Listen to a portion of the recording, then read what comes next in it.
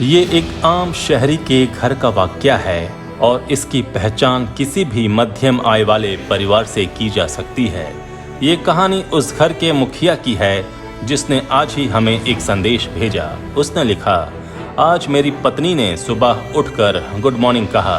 फिर उसने कहा, ये आपके लिए बेड टी। हम झटके से उठकर बैठ गए। बोले, गैस पर नहीं बनाई हो ना? वो बोली, लकड़ी पर बनाने के लिए प्रधानमंत्री ने मना किया है। मैंने कहा, आज से गैस का दाम तो 25.5 रुपये बढ़ गया है। तो मैडम ने कहा, दूध का कौन सा घट गया है? मेरी नींद तो फट गई समझो। फिर हम उठकर सब्जी लेने के लिए मार्केट के लिए निकले। ड्राइवर आया और झोला लेकर बोला, चलिए पैदल। हमने पूछा, क्यों? ड्राइवर ने कहा, पेट्रोल 100 रुपये पार होने वाला है और अगर आप गाड़ी से जाएंगे तो मेरी सैलरी नहीं निकल पाएगी, फिर हमको नौकरी से निकाल देंगे आप। जब सब्जी लेने बाजार गए तो बोले, नेनुआ दो, तो लगा सस्ता होगा।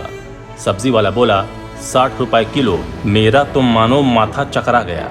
हम ड्राइवर को बोले, इतनी महंगी सब्जी है, तुम कौन सी सब्जी लेते हो? वो बोला, हम सब्जी कहाँ खाते हैं। तो मैंने सवाल दागा, तो क्या खाते हो? ड्राइवर बोला, माड़ भात। तो हम बोले, अच्छा तभी इतने फिट हो। मैंने सोचा, कहीं न कहीं ये महंगाई देश के नागरिकों को फिट रखने के लिए एक चाल तो नहीं है। चाय मत पियो, पैदल चलो, माड़ भात खाओ, ये सब तो हेल्थ स्कीम है। सरकार बहुत अच्छा काम कर रही है। फिर मेरे घर एक रिश्तेदार आए। वो बोले, ये फास्ट टैग की सुविधा बहुत अच्छी है। टोल पर गाड़ी का जाम नहीं लगता, इससे पेट्रोल डीजल भी बचता है। फिर वो अपना मैसेज देख रहे थे कि टोल पर 45 रुपए की बजाय 60 रुपए अकाउंट से काटे जाने की सूचना मिली। उनको शक हुआ कि कहीं साइबर क्राइम तो नहीं हो गया। बाद में पता चला कि टोल टैक्स बढ़ गया है। तब उन्होंने कहा, what an idea sir ji, fast tag से जितना तेल बचा उतना पैसा सरकार हमसे ले रही है और फिर उसी पैसे से नया टोल बना रही है और फिर हम पैसा भर रहे हैं। क्या बिजनेस आइडिया है। हम उनका मुंह ताक रहे थे। फिर पत्नी उनके लिए चाय बनाकर लाई। हम उसे घूरने लगे, लेकिन हमारे कलेजे को ठंडक तब पड़ी जब वो दूध की चाय नहीं, लेमन टी थी। कहने का तात्पर्य ये है कि सुबह उठने से लेकर सोने तक आपको महंगाई का संक्रमण घेरे हुए है और ये लहर कोरोना की तीसरी लहर आने से पहले भारत के हर मध्य वर्गीय परिवार को संक्रमित कर चुकी है।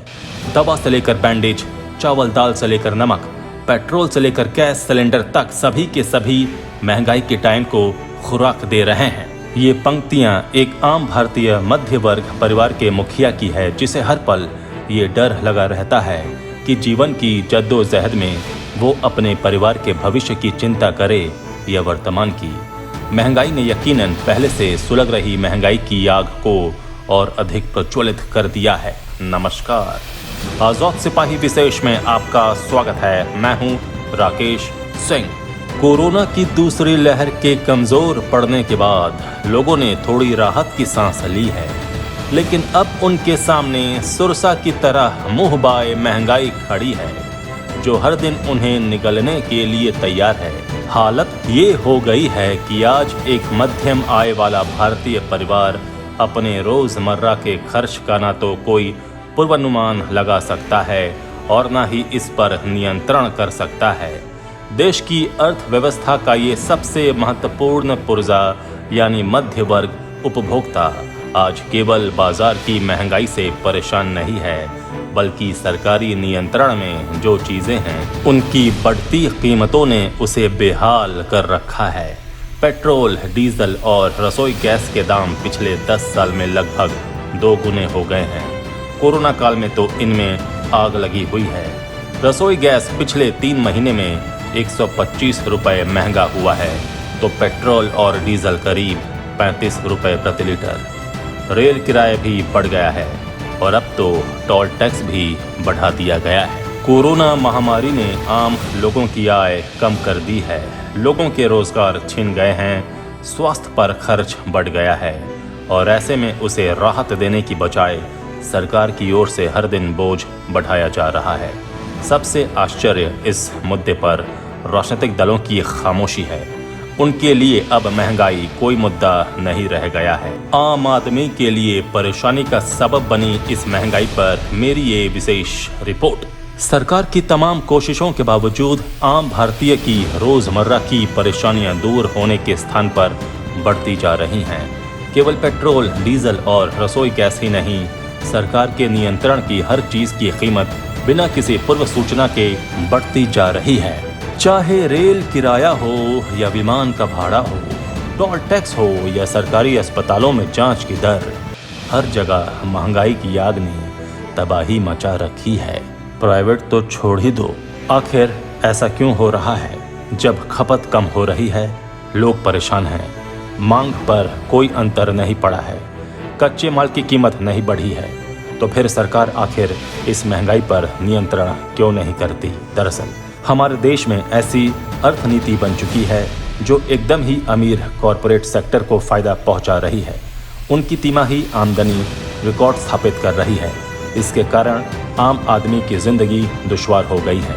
पिछले 2 वर्षों से जारी महंगाई दर ने पिछले सभी रिकॉर्ड ध्वस्त कर दिए हैं। अमीर आदमी को यकीनन महंगाई से कुछ भी फर्क नहीं पड़ता, लेकिन एक गरीब इंसान की हालत इतनी बदतर हो चली है, इसका कुछ भी अंदाजा सरकार को नहीं है। और जो मिडिल क्लास है वो तो भगवान के भरोसे ही है समझो।